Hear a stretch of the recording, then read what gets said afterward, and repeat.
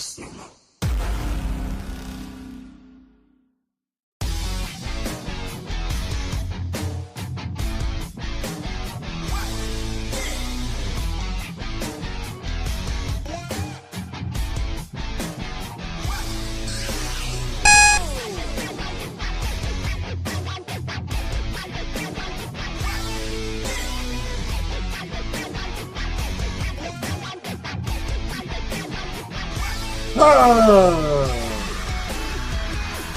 Isn't this just great? Isn't this just great? So, people leaving companies, not because of the reasons that you may think or portrayed by the media. One of the Samoans actually thinks he's actually a Blood instead of being a Crip. Somebody new's added to the roster in WWE.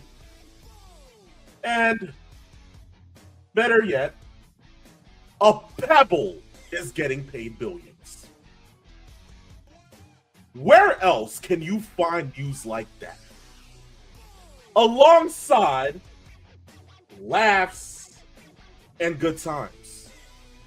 Nowhere else, because, ladies and gentlemen, boys and girls, children of all ages, welcome, welcome, welcome to another amazing episode live in studio of Saturday afternoon's main event. For the gazillionth time, if you still do not somehow know who I am, I suggest you go back to school, go into your local library, get the biggest dictionary you can find, preferably Merriam-Webster, and look me up under the word phenomenal. Ladies and gentlemen, it is I, the phenomenal one. And of course, I'm not alone, because here on Saturday afternoon's main event, I have the Jerry Lawler to my Jim Ross, the Taz to my Michael Cole, my comrade, my brother from another mother and dimension, the one and only limousine riding, jet flying, kiss stealing, wheeling dealing, son of a gun, who is not having a hard time holding his alligators down. So, without further ado, guys, give me 2 claps. And a peep snake. Woo! There we go. There we go. Once again, another a rather frigid Saturday afternoon. So for all those people, I don't even have to tell you if you're in the Northeast, if you're in the Southeast, if you're in the Midwest, hell, if you're out West, you're going to get hit with some kind of really cold, snowy, damp, unpleasant weather. So let us be the harbingers that are going to keep you warm on this charting of a Saturday afternoon. And how do we do that? By giving you the 3 tenets that you can put in your fireplace to keep you warm. And that is, of course, laughs, good times, and all the wrestling news possible. Right on your plate. Right. Sounds about right. Yes. We talk about that winter storm to everybody. Stay safe. Stay warm. Best believe the only way we can go ahead and cheer ourselves up throughout this storm is by giving you guys what peeps should stay the last good times and all the rest news possible. Thank you for tuning in to another episode live of Same. Guys, of course, whether we are on Twitch, Twitter, or on YouTube, and we're sitting here and we're watching Same right now, we appreciate you. We thank you. Make sure to go ahead and continue to share it. Make sure you continue to like it. Just follow, subscribe, whatever the case may be on whatever platform it may be. Guys, we appreciate the support. If you want to keep up with us on our social media platforms per se now, of course, that would be on Instagram at Saturday Afternoons_main event. Twitter being Saturday Main, and our TikToks where we also go ahead and post good news for your enjoyment alongside great memes. Guys, that would be Saturday Afternoons ME. So, Beams, I think it's only fair that with all of that aside, I think we can go ahead and get into today's show, right? Yes, let's do that. All right, no problem. Guys, you know when you hear that sound, it's time for one thing and one thing only. Peeps, you no longer have to brace yourself for these things, and it's great to see that. But it's time for 3 Rope Talk, all of the professional wrestling news, I should say, being discussed in the 4 squared circle. I think it's only fair that we begin today with Powerhouse Will Hobbs. He has signed with the WWE. Peeps, not like we didn't see this coming, right? Yeah, we talked about this briefly last week of him leaving AEW after losing the AEW Trios Championships on Collision. And then we also knew that he was going to be WWE bound. Hobbs is 34, 33, 34, somewhere in that range. And at this point, being in AEW for the last, say, he's been there since 2020 or 2021. So he's been there at least 5 years. To know now that he is going to the WWE, and we've talked about what kind of match combinations that could be on the horizon. Yes, the big meaty men slapping meat segment of our show last week. What I think is going to be interesting is what name do they give him? And I'm sure you might have on social media heard the trademark name that is floating around that Indeed. May potentially be the name that Powerhouse Hobbs goes by. So about that, right? We some of us now know that it is Royce Keys. Dear God. And I think I'm okay with it. The reason as to why is because I further went ahead and found out that his son's name is Royce. Okay. So that makes a little sense. Out of respect for that makes sense. It seems like he probably went with it, and they just probably wanted to give him a last name to it. You know what? Look, peeps, it could have been worse. It could have been a lot worse. So yeah, like we come on. So we can at least give him that. We can give him that. Yes. The one thing that I think that we looked at as far as this goes, and I'll ask you this before you get to the point that you were about to make. We all know that Powerhouse Hobbs wanted to go to WWE. Indeed. It seems like the narrative that Tony Khan was trying to push almost was the fact that Hobbs, we were going to give him a 7-figure deal. We were going to give him lots and lots of money. And I think the decision that was made was that he bet on himself. And the narrative that they put was he's got to make a decision for his family. He wants to know. Hobbs has been in that company long enough. When you turn down a potential 7-figure deal, because that was already confirmed that he had a lot of money on the table, at minimum $1 million per, that he turned down to go to WWE, where he's going to get less, but he's got a bigger opportunity with a bigger audience. Maybe that's what he was thinking of in his decision making. Indeed. And is it mind-boggling? No, because we've seen it happen with many other former AEW talent that went over to the WWE. Ethan Page, who you think should have been main roster bound, ends up on NXT. If that was the deal that he knew, if he was kind of like an individual that you think perceives himself as a bigger star, he would want to be on the main roster.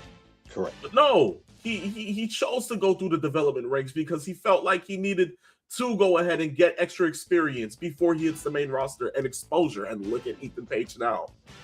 Yes. So the sole thing is that I feel like WWE has been doing this where they play chess because of the sole reason that they have all of these different opportunities where your face will end up on ESPN, your face will be at Fanatics Fest, your face will end up going ahead and being the marketable brand for them to be able to sell merch, marquees, movies, all these different types of other opportunities that open up due to the fact that WWE is the machine. So I feel like they looked at the machine more than the money and what better it could be if they bet on themselves and do go. So for Hobbs, I hope for the best, but peeps, I have to ask you, does he show up at the Rumble? I think if they want to maximize the surprise potential, they could do that. But the only problem is the Rumble is in Saudi Arabia. So I wonder if in their minds they're thinking, if he doesn't show up at the Rumble, maybe he shows up on either the Raw or SmackDown after to benefit from the full volume of bringing him in. Should he be in the Rumble? I'm pretty sure he will be. But also, you're going to probably have Obafemi in there, which, could you imagine those two trying to kill each other? That would be what used to be called a Haas fight. Yes. So that would be Hanson and Vader. That would be Abdullah and Brody. They would beat each other senseless. So yeah, that would be something to see. But yeah, I think if you want to get the maximum as far as surprises go, you can put him in there. But if you want to maximize the potential of the day after for that Raw or that SmackDown, you can put him on TV and debut him there. Peeps, can you imagine 2 AEW guys debuting at the Rumble? That would be insane. And you want to know how you do it? One of those AEW people is number 1, and the other one is number 30. And then you see what happens from there. So kind of like the countdown to number 30. And yes. You book in 2 former AEW stars at the Royal Rumble and see how far they go. Now, obviously, 1 in 30 won't win. But we all know that it would be something, as it would be a really good debut for whoever would be in there. Gotta love it, right? Oh, yes. Jeez. Well, look, with that, we will wait to see what happens with Powerhouse Hobbs when it comes to the world of AEW-esque. Peeps, you know, I feel like the thing is that, do we really think he can go ahead and surpass what he did in AEW? It just kind of clicked in my mind that, Peeps, what if they don't use him to that extent? How many other big men do we really have on? Guys, I can only just hope for the best now. Yeah, well, you also have to remember, like, WWE does a better job of marketing and using big men than AEW. And this has been a trend that I've noticed, is that Tony Khan, with big men on his roster, he really doesn't utilize them the way you would think a guy like Hobbs, or even going into some of the other big men that have been in that company. You've got to see that they don't get utilized the way that they should. WWE will use him to their potential, and we'll see where they go from there. But he's a blue chipper. They've got themselves a blue chipper. As long as they handle him the right way, they'll do great with him. I hope so. Because it's like I sit there and I remember the other guys, like Braun Strowman was used for a period amount of time, never really did much at the main event level, other than winning the Universal title and then kind of being a transitional champion for that. Yes. You know, so it's like I have to sit there and say, like, I can just imagine what unfolds next when it comes to Hobbs. Even though I know, again, yes, like you said, he's a blue chipper. But guys, we'll just wait and see. Hopefully, come Rumble, that gets unleashed. So Royce Keys will be waiting on you. With that being said, the T-shirts, that would be interesting. How would they market them? That'll be fun. I really want to see that. I really want to see that. But with that, we move to the next piece of news within the world of WWE. We're talking SmackDown last night. Yes. What a show. Yes. I have to say, everything from Sami Zayn slapping the holy hell out of Drew McIntyre. Yes. To Cody having a sit-down interview with Michael Cole, getting interrupted by Jacob Fatu, who comes out in blood attire. Cody kind of etching into his Homelander sequence by being more aggressive and saying that Fatu's demeanor in the steel cage match is the kind of demeanor that had him end up in jail. Yes. Peeps. Very kind of heelish. What are we doing, Peeps? I have to say, like, this is asinine to me. How do they end up sitting there saying to themselves that Jacob Fatu is a common criminal? Yes. Oh, so you got those vibes from that promo also. I genuinely did, and I had to question myself, like, how can Cody be so? Cody was an a-hole for that. I'm not gonna lie to you. Yes. Because it's like, you know, the man's like out here doing so much within the company. He has how many kids? He's made notion of that. Yes. And how much he grinded to go ahead and get to WWE, and he's finally there, and he just wants to be the best. I can't be mad at that. Yo, Cody. Damn, man. I remember Cody could be a dick, but geez, man. Yes. Cody. Yes. Hey, you know what? All for it. I'm all for it. This new persona from Cody Rhodes, Peeps, I'm etching more into it. I love it. It freshens Cody's presentation up, but at the same time, they'd have to be careful, because if they're not ready to go full heel, and these are the little breadcrumbs that they're leaving toward the eventual heel turn, if that happens, these are going to be the moments that people remember on the route there. It's like Pac-Man gobbling up the pellets toward the ghost. He finally gets to the ghost is the heel turn. Those are the little pellets that they've dropped along the way. And it's some of the comments he made about John Cena, some of the comments that he's made here with Jacob Fatu. We know he had the little back and forth with CM Punk earlier on in the year, or I should say later last year. So yes, those are going to be the nuggets that they have dropped, that they leave in the minds of the fans of wondering where they're going with Cody on this one. I agree. Peace. Within all of that, Trick Williams.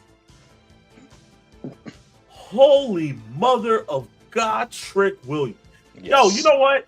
Shucky ducky, quack, quack. I feel like Booker T right now because I'm on the train that takes us to the relevancy of Trick Williams. Peeps, the promo he dropped on Sami Zayn last night is star. Yes. He's future WrestleMania main eventer. Future five-time world heavyweight champion. And can you dig that? Peeps, yes. I am telling you, Trick is gold. Yes. How did you feel about that? I just need to know.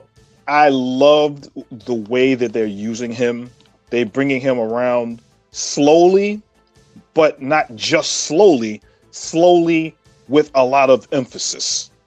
He is literally in your face, but they're not shoving him down everybody's throat. Yeah. And the way that they're doing that is the extravagant entrance. Obviously, he's got some of the best theme music in the entire company. I agree. The fans chanting. It's weird. When you don't hear the fans chant, "Whoop that trick," it sounds like a completely different theme. But when they are in it and they are chanting as he's coming to the ring, it adds to his aura. That white coat that he came out with before he just dropped the coat and walked into the ring added to his presence. So he has, you know what this reminds me of? You remember with the Pope when he was in TNA, and Pope is pimping. Berg, of course. Yes, of course.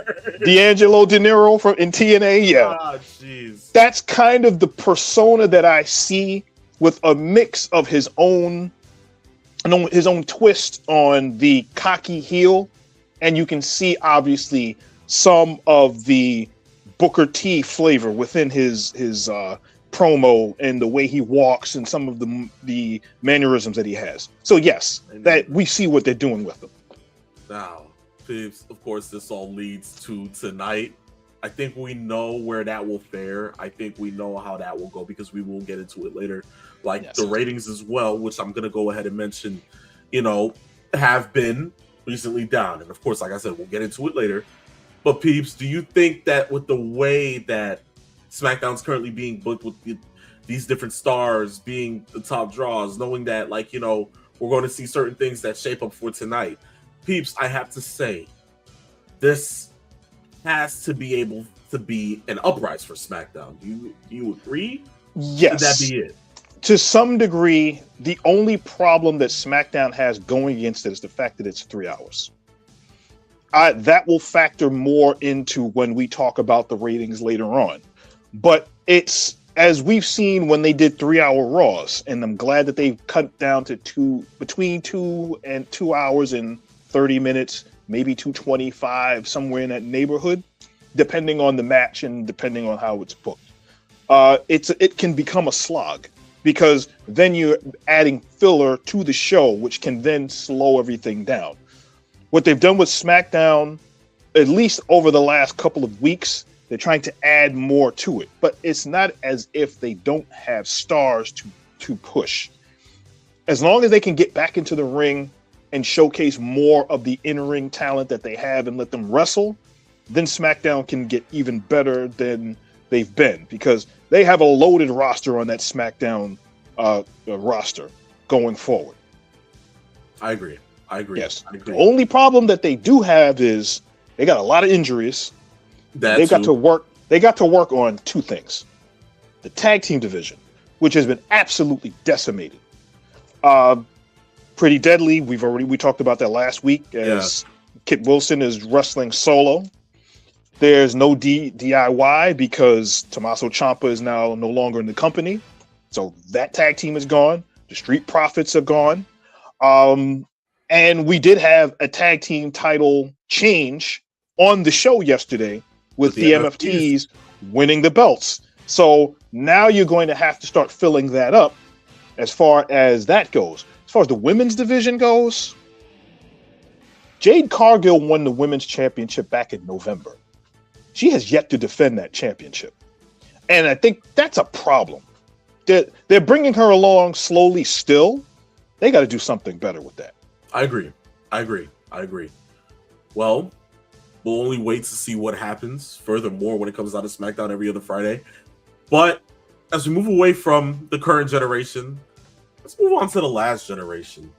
Peeps, I can only fathom, right? Like, this is like hosting a bar mitzvah, and you're trying to go ahead and, be a better to getting a huge talent to play for you, to play at your bar mitzvah. Yes. And they're telling you that they're worth this amount of money. And it's, bam. Here you go. How insane is it to think that they're now doing this with professional wrestling? And I know you know what I'm talking about because I'm talking about Saudi Arabia. Okay? First, the Royal Rumble, betting to get the Royal Rumble, then betting to get WrestleMania by dropping however much bands. Actually, no, suitcases. Let me rephrase. Golden suitcases, because those people are just made of oil. Somehow, some way, they are now putting down money to have professional wrestlers booked on this WrestleMania. Now, guys, I'm talking about The Rock. This man is scheduled to possibly get the biggest deal that a individual, singular person has ever gotten in the world of professional wrestling. Big, you say? Big. I'm talking, peeps.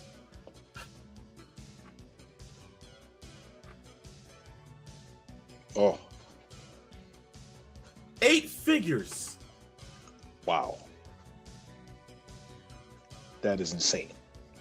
And upwards of anywhere from 7 to 8 figures. Are you kidding me? This goes to show you what Saudi Arabia... We've talked about this before. When that sweet Saudi money is involved, they try to get literally everything to happen on that show. And for how long now have they been doing Saudi Arabia shows for the WWE? It's been about 5 years now? 6 years? Actually, no, peeps. Oh, it's been longer than that, actually. Yeah. We're talking Greatest Royal Rumble, so that has to be 2016? 8 years? Yeah. So with that, and they were doing a minimum of 2 shows. The money that they were raking in for those shows, treating each one of those shows as its own WrestleMania. So if that is the case, what on earth kind of money are they planning on throwing The Rock, and in what capacity is The Rock going to be in? Are they going to book him in another big time main event storyline and work around that into the show? Or is he going to be...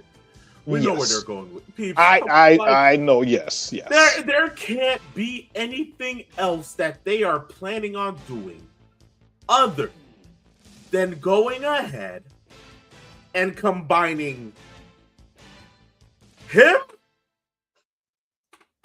to Roman Reigns. Nothing else can be possible to... What are they going to do? Offer the same amount to Austin? We're getting the 4th match. That's what we're doing, peeps. No, let me know. Is that what we're doing? What? They're gonna offer the same amount to Taker and say, "Hell in a Cell." What are we gonna do here? This is Vince McMahon booking. This is Triple H booking. We know what Triple H has been wanting to do. We know what The Rock doesn't want to give them. But Saudi Arabia can definitely try to wait to pull that out of that bald fraud. 7 to 8 figures. Holy hell, peeps! Yes. I think I need a new profession. Do I have to go ahead and start wrestling? Hey, you got to do what you got to do. Jeez, man. Matter of fact, why don't we just go ahead and reopen the WCW power plant and just get started? Go on ahead. You know what? There you go. You know what? The Nightmare Factory is up the road. So there you go. Let's start thinking here. Holy, yes. Oh my God. But okay, look, in all reality, in all facets of life, The Rock getting paid that much, peeps, I can only imagine Vince McMahon wouldn't do something like this.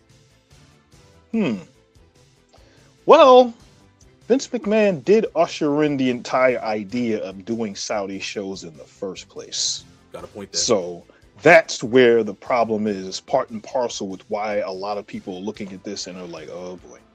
Well, Pete, I'm still going to be curious as to next year what the perception of what happens with WrestleMania, because I mean, I don't care.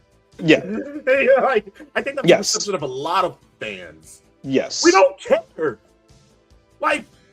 To us, anything in Saudi Arabia is going to feel like what the Uncle Triple C calls a glorified house show. And you know why? It's because they literally gave Saudi a second Royal Rumble and called it the greatest Royal Rumble. And they gave the winner a championship, remember? Who he's still champion and he's not even in the company. How do you make it? You know what? Yeah. I found out his reign is longer than Roman's. And that's the actual undisputed champion. Those memes kill me all the time. But yes. You see, you put WrestleMania on a Saudi show. Fun. Don't get me wrong. Okay, cool. The only good thing to it is that it's an afternoon WrestleMania. Yes. Peeps, I've been wishing for one of those my whole life. Yes. You guys got to experience it, even though you weren't a kid. But you got to experience an afternoon WrestleMania. Why couldn't we? Yes. We're finally getting an afternoon WrestleMania. But is it going to feel like WrestleMania? Partially not. It's not domestically. And the fact that for us, I feel like we never talked about Saudi. Peeps, the goal was to see WrestleMania in Wembley Stadium. Yes. That was the goal. That was the end-all be-all. If we got WrestleMania Wembley, end the story, we'll be fine as wrestling fans. We'll die happy. But the fact that Saudi got it as the first real overseas WrestleMania? Yes. Damn, man. That hurts me. Yes. So it is what it is. Yes. I can't care for it, So at this point, I feel like we can't even point the finger at Vince. We can't point the finger at TKO.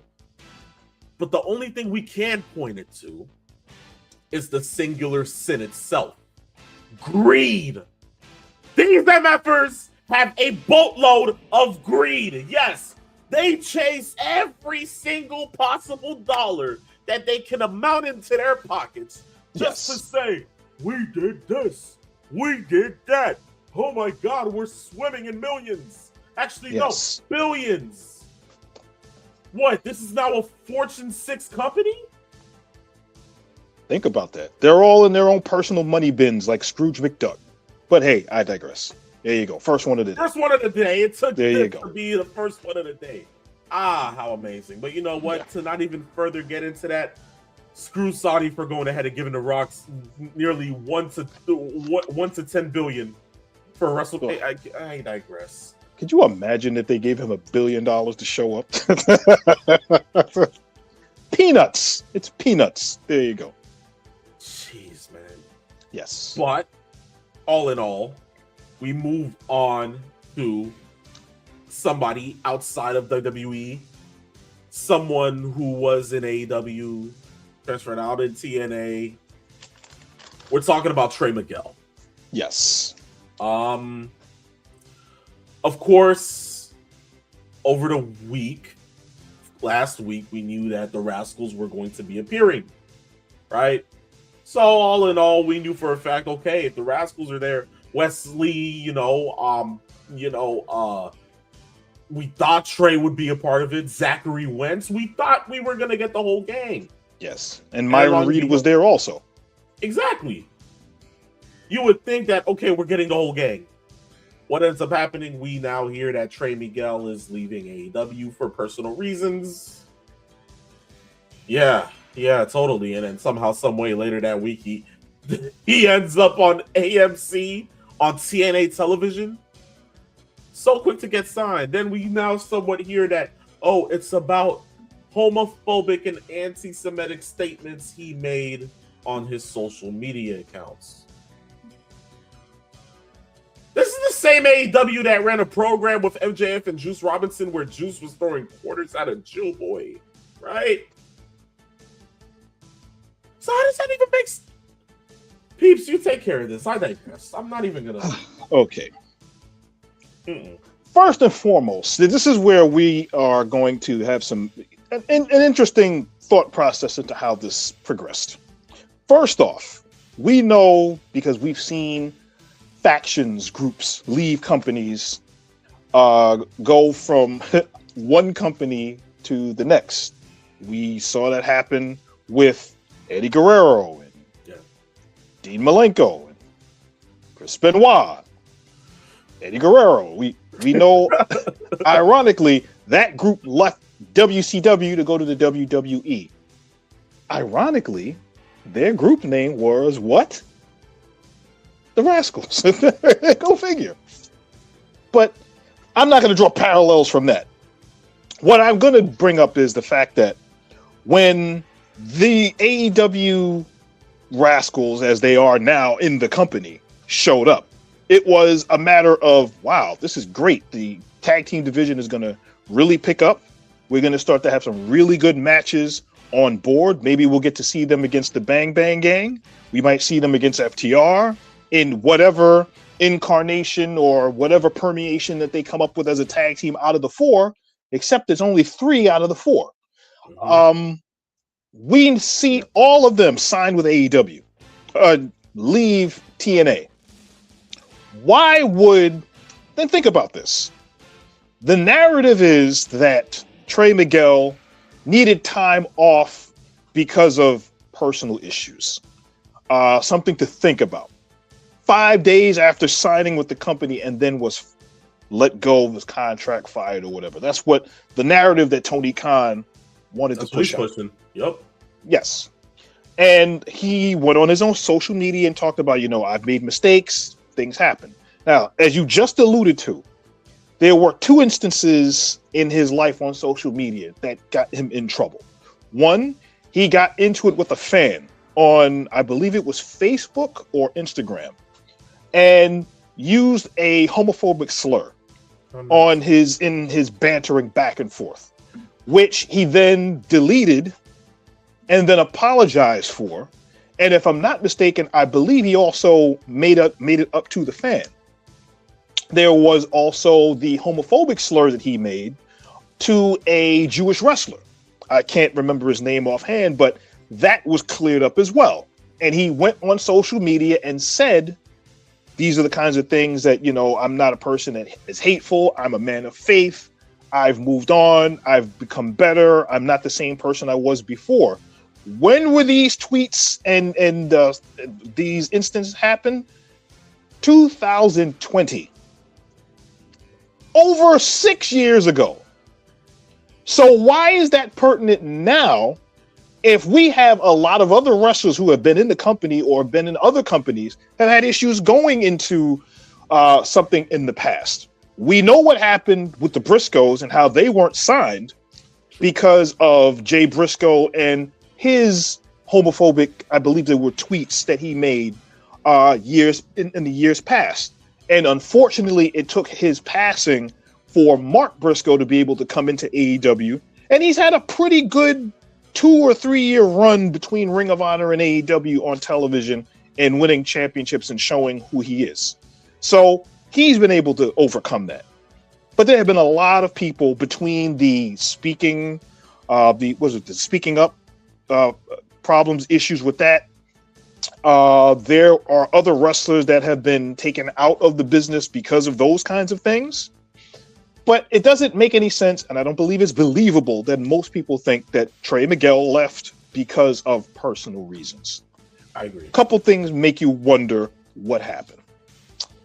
One, we know that there in all of wrestling, there are a lot of jealous people involved, people that don't like certain things that happen, etc., etc. Then I actually did a little bit of digging, and I found out that some time ago, then you can infer with this what you would like, because I don't have any proof of this being the case. But Trey Miguel, at one time, dated Alyssa Matute.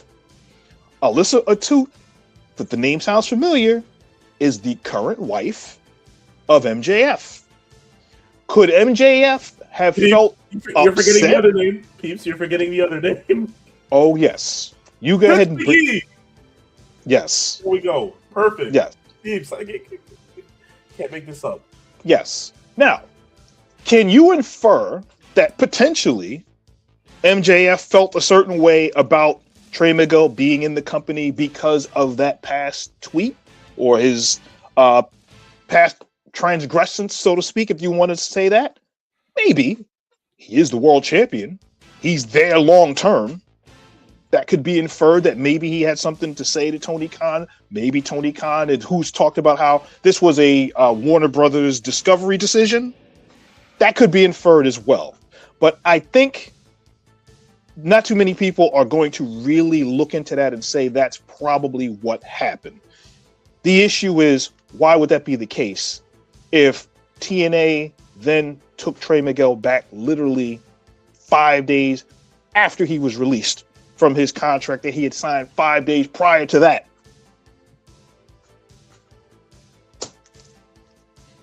Yeah, you make a good case on that. That doesn't make any sense. So somewhere within the chain of command, somebody is trying to push a narrative, or something is going on that Trey Miguel got screwed over on.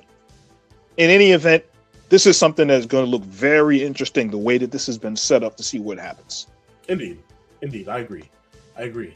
Well, within that sense, that marks the end of Three Rope Talk here on Snme. Guys, real quick, we'll move into the ratings before we get to go ahead and talk at anything else. Peeps, what's the ratings? Okay.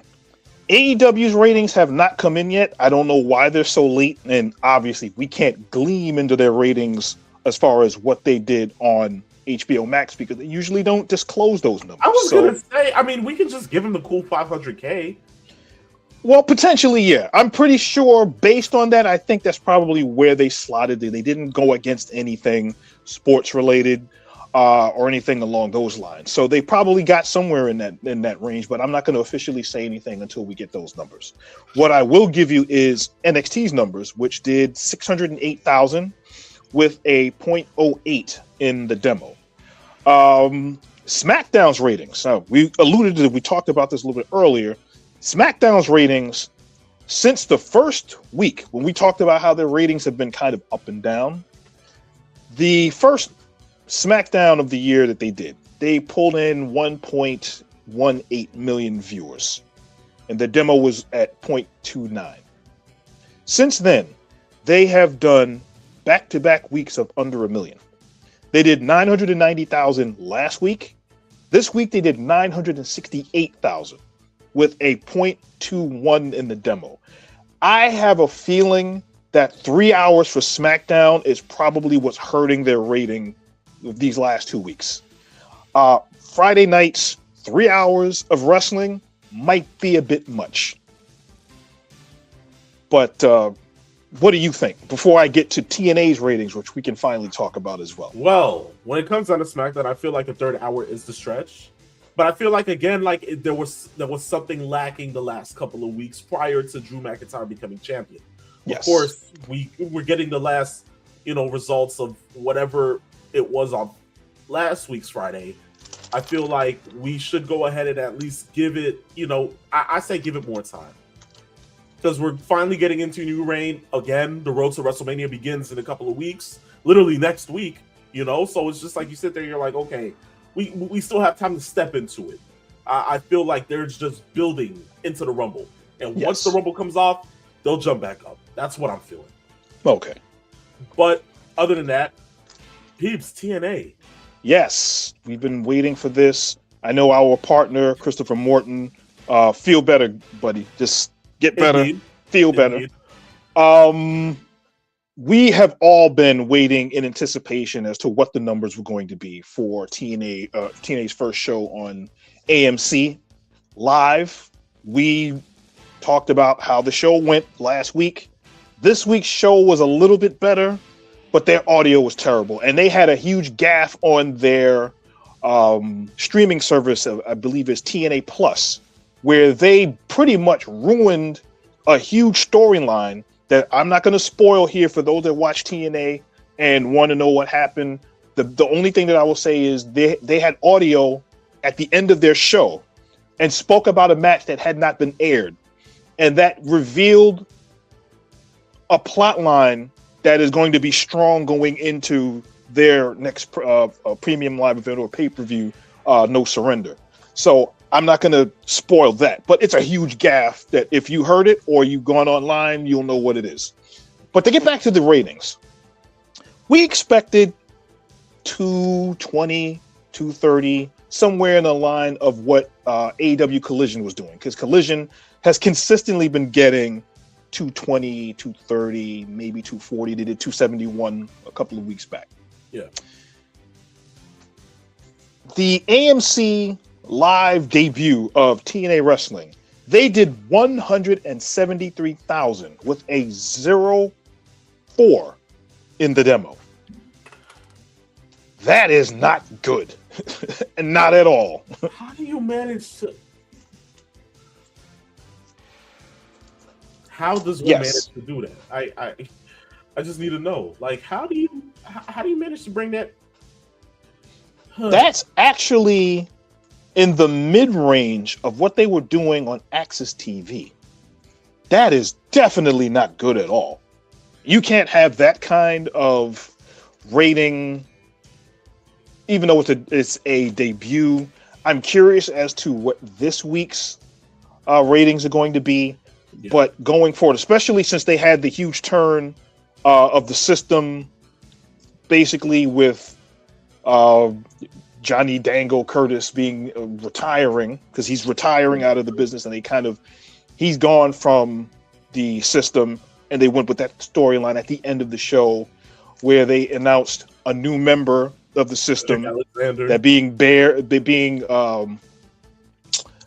Bear Bronson.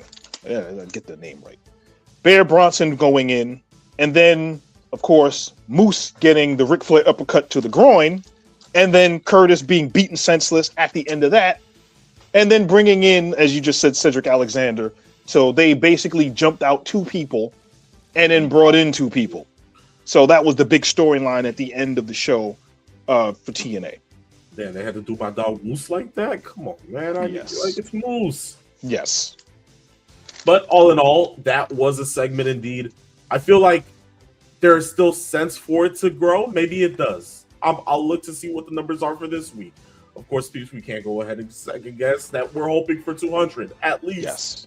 At least, then there's something. But all in all, we'll see what comes of that. But it was to the extent Jim Cornette actually apologized on his podcast about how bad the show was for AEW. Not for AEW, he apologized to the fans of AEW for what he thought was going to be for TNA. So that shows you how badly the first show was perceived. Gotta hate it. Good grief. But that marks the end of our ratings, and that marks the end of pretty much the end of 3 Road Talk within that as well. So guys, we appreciate you for listening when it comes down to here on Same. You want to keep up with all our latest news and social media updates when it comes to the world of pro wrestling? All you got to do is one thing only. Follow us on our Instagram at Saturday Afternoons _main event. Twitter being Saturday Main, and our TikTok, of course, Saturday Afternoons ME. With that, peeps, we'll go ahead and get into the next part of our show, and that is, of course, our question of the week. Look, guys, you ever want to go ahead and send in a question, all you got to do is one thing only. If you think it's that damn good, in the words of Triple H, DM us on Instagram at Saturday Afternoons_main event.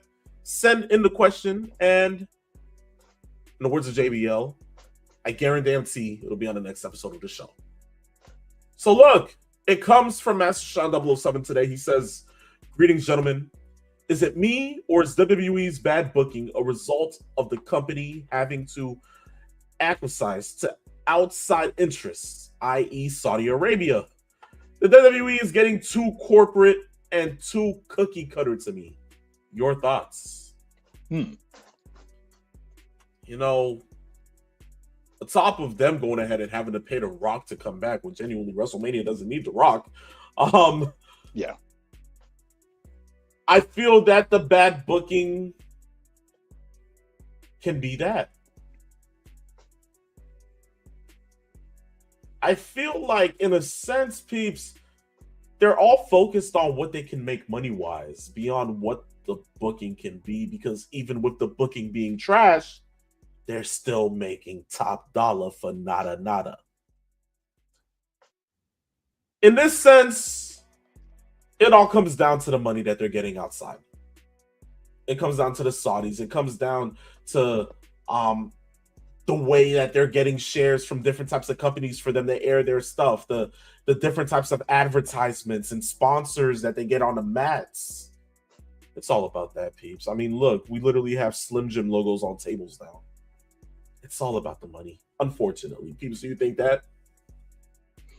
Yeah, when you book for an audience as opposed to booking the product for the fans.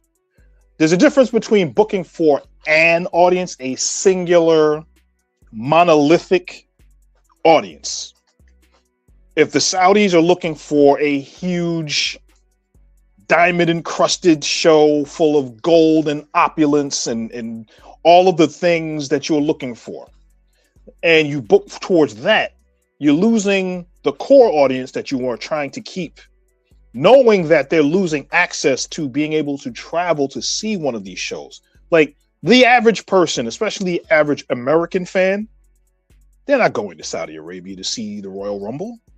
And they're definitely not going to go to Saudi Arabia to see WrestleMania. As a matter of fact, like I said before, I was at the Monday Night Raw, the first one of the year, the 1 year anniversary of Raw being on Netflix. And every time that they showed the press release or a commercial or made a mention about the Royal Rumble going to Saudi Arabia, everybody in the building booed. So I think it is not liked at all in America. The average wrestling fan that is a WWE fan wanting to see one of those shows, they feel upset, they feel robbed, whatever is the case. So they're going to be upset. The other thing is, when you book towards an audience instead of booking for everybody else that is actually going to want to see this, you interrupt pretty good storylines that may be working. And then you end up having a problem trying to explain that, because you're no longer booking those storylines for the masses. You're booking the storylines for, like I said, a monolithic audience that is there looking for a huge house show, so to speak. Now, is that going to happen? I don't think so. We'll find out going forward, but let's see. Because if you're looking at how they booked, and we talked about this last week, why is it that the Royal Rumble is next Saturday, and it was only last week that we got our first entrant into the Rumble or any kind of matches or anything involved with that? That's usually done almost a month in advance. Right after the last pay-per-view, they go into talking about the Royal Rumble. Nothing at all. Yeah, you're right about that. Damn. WWE for you at this point in time. Yeah, not a really good look. What else can we possibly do here when it comes to the world of Saturday afternoon's main event? When it comes down to the WWE, unfortunately, guess what? One more thing. We have Saturday night's main event tonight, ladies and gentlemen. Yes. Peeps. Now, look, I gotta say, The questions were great. Master Sean 007, thank you for that one. You guys want to send in, like I said, on Instagram, Saturday afternoons _main event. Send it in. It'll be featured on the next episode of the show. Yes. But with tonight, we have a 4-match card. And this alludes to what else we're talking about. Right? So before we get a prediction, I just want to say, to hell. No more bang for our buck. Remember when we used to be able to sit through 4-hour special wrestling shows? Yes. Because some of the matches were actually going on long enough for you to find joy into calling it a future 5-star match. Remember those peeps? Yes. The pay-per-views actually meant something. Yes. You could actually see how much the crowds were really into it. Peeps, I'm guessing this was before all of the oversaturation of the wrestling business, especially of the WWE product. Yup. And this is why I lead to tell you that there's no more fan interest. As much as we can say that, we're still getting the yeets, we're still getting the crowd cheering, at times for Dominic Mysterio, which Uncle Triple C probably sees. Not so much, but half the time when he gets to feel heelish in his antics. The LA Knights, the singing of Seth Rollins' song. Whoa, when you go ahead and see Cody, you're putting the ones up for Roman Reigns. Yes, we still get those. Yes, indeed. But peeps, when it comes down to the lack of certain things which we can feel is not going well in terms of booking, we have to be able to speak on it. And I think that's where a lot of people are at now when it comes to WWE, because there's no more of that interest to sit there and be like, oh, it's just a storyline. Not a, oh my gosh, I can't wait to see what happens next week, or oh my gosh, I want to know what's going to happen now, or what's going to happen tonight. Where is that? So in the end, we just have to wait and see what else they have, like in their hat of tricks. Certainly can't be another rabbit. It has to be something mythical. I can't wait to see what it is. That's all it comes down to. But tonight, it kind of begins that. Yes. With these predictions, which we're about to go ahead and set forth, peeps, 4 matches. We have somewhat of a last time ever match out here in this section. Yes. We have a singles match, which has been kind of, preluded to. And, of course, a fatal 4-way and a tag team match. What better way can you go ahead and spend your Saturday night? Peeps, we'll go ahead and start over here with Rhea Ripley and Io Sky versus the Judgment Day, Liv Morgan and Roxanne Perez. The tag team championships. Peeps, would I be insane to say that the Judgment Day are going to win this? It's kind of starting to look that way. I mean, they just won the belts almost a month ago. Yeah. So it's a matter of, is the storyline bringing them into Saudi? They're all going to be in the Women's Royal Rumble match. So we're not getting a women's tag team title rematch at whoever wins this going into the Royal Rumble. So could it be done that Ripley and Io Sky, they go ahead and lose those belts? Judgment Day looking to go a little further? That would work, especially the way that they've been pushing it. And also the fact remains, when we're talking about what they plan on doing, I think in the long-term future of the Judgment Day, somehow, some way, I think Finn Balor is done in this group. And I think the way that works is if we have a champion or a group of champions in the Judgment Day and Finn Balor not being a champ, that could be the case. And if you're going to go by that route, you start by having that be the case. I agree. So you're penciling in the Judgment Day for this, right? Yes. Right back at you, peeps. Right back at you. So look, in that sense, we'll move on to the next match. Cody, Jacob. Rhodes, Fatu. Right? Peeps, look, of course, what we saw yesterday was something. Now today, they get to duke it out. Why do I have Jacob Fatu winning this going into this? Do you feel the same way? One of two things. Either Cody is going to go in, and this is going to be the confidence booster that he needs going into the Royal Rumble, or this is Jacob Fatu is taking over and Cody losing because, one, he pissed off Jacob Fatu, and number two, the fact would also remain that you can have that storyline of Cody going into the Royal Rumble with a lot of doubt and potentially saying, well, you know what? I lost this match on the road to getting back to WrestleMania, on my road to getting back to Drew McIntyre. So I think Cody could get a loss and it would not hurt because of the proximity of the Royal Rumble just being another week away. And that would set up a lot of interesting interactions within the match itself. So I will pencil in Fatu winning, if for no other reason but to add another layer to this turn on Cody, because now he's lost the championship. He's blaming Jacob Fatu for interfering. Now on top of that, it's like, well, now I've lost this match. Yeah. Can I win? Am I doubting myself? Can I win a third straight? Can I be like Steve Austin, who's the only other wrestler to do it? Let's see what happens. Indeed. Got a point there, Peeps. Okay. Well then, that's who it is. Peeps. Last time ever. Or is it? AJ Styles, Shinsuke Nakamura. Of course, we know that after his occurrence with Gunther last week, we now know that AJ Styles has put his career on the line at the Royal Rumble. We also know that AJ Styles' contract with the WWE ends literally right after that. Peeps, is it happening? Are they really about to just retire AJ? Did this?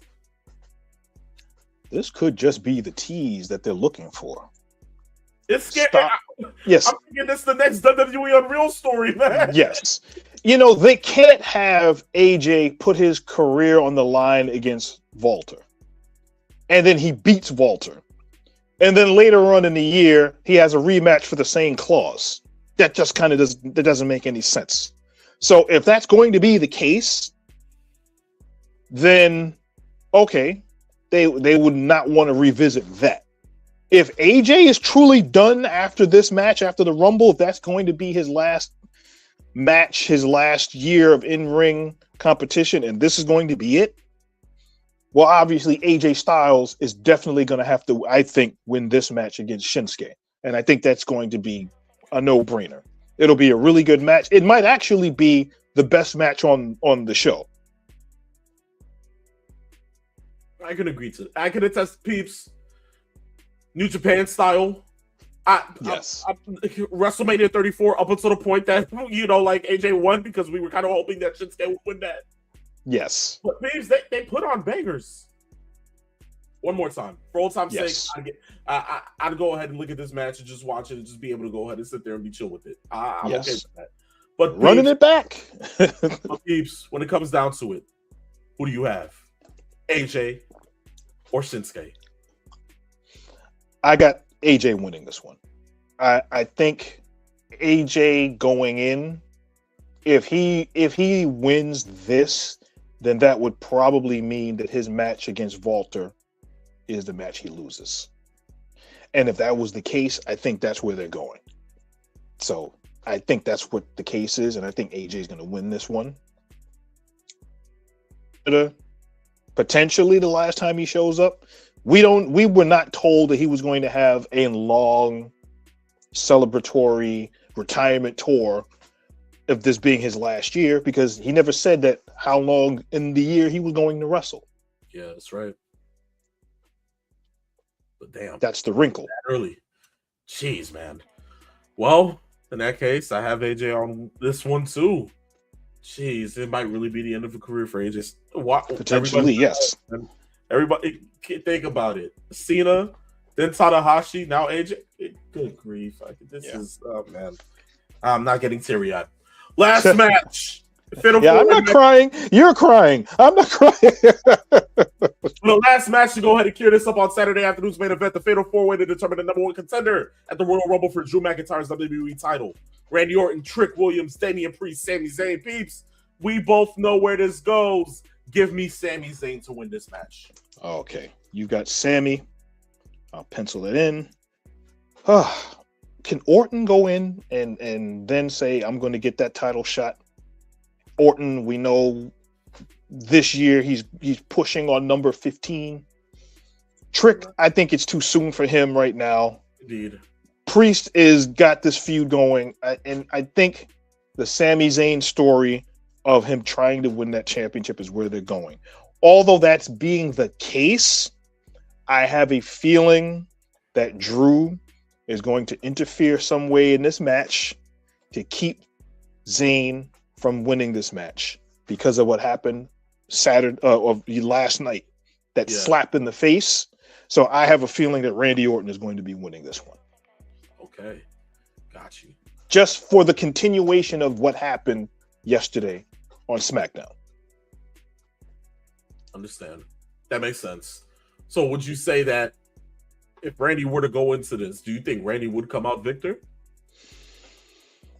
I'm not sure he's going to win the belt this soon, if that was the case. I don't think that would be the case, but we'll see. I think Orton is going to at least have one more reign as champion. I don't think he's going to be the guy that breaks Cena's record, but I think where they're going right now is that they're giving you that idea that potentially that's where they're going, and see what happens from there. Okay. No problem then. Well, then with that being said, peeps, that marks the end of our predictions. And guys, that marks another end to another episode of Saturday afternoon's main event. Guys, we appreciate you guys for going ahead and tuning into this episode. We thank you for all the love and the support. You guys can go ahead and always keep up with us on our social media platforms at Saturday afternoons_main event. Being Instagram, Twitter being Saturday Main, and of course our TikTok being at Saturday Afternoons ME. Whether you're watching on Twitch, Twitter, or YouTube, we appreciate you guys for going ahead and staying tuned for this whole hour, being here with us, listening to laughs, good times, and all the rest of the news possible. But through all of that, we have to go. Enjoy tonight, though, being that tonight is Saturday night's main event. Go ahead and enjoy that into the wrestling week of knowing that it's also Royal Rumble week. Guys, what better yet than to sit there and enjoy professional wrestling? Yes. And I'm glad that we were able to go ahead and kick that off with this episode of Saturday afternoon's main event.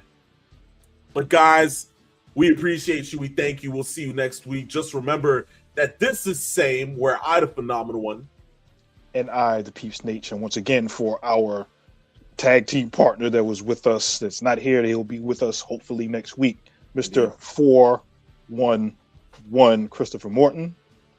We came, we saw, and in the words of the great Paul Heyman, send us home, peeps. We conquered. We conquered, guys. See you next week. Phenomenal one, Peeps Nate. Same. Peace, love, farewell.